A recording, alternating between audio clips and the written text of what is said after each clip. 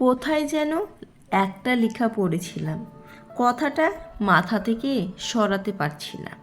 কেউ একজন তোমাকে পেয়েছে, তার মানে আর একজন কি বীভৎসভাবেই না তোমাকে হারিয়েছে। লেখাটা ছোট, কিন্তু এক আকাশ সমান গভীরতা রয়েছে এই লেখাটিতে। আসলে একটা মানুষ কাউকে পাওয়ার জন্য দিনের পর দিন, মাসের পর মাস, বছরের পর বছর কষ্ট করে যাচ্ছে, স্বপ্ন দেখে যাচ্ছে, অপেক্ষা করে যাচ্ছে, অথচ অন্য কেউ কোনো রকম সাধনা ছাড়াই, কষ্ট ছাড়াই সেই মানুষটাকে পেয়ে গেল।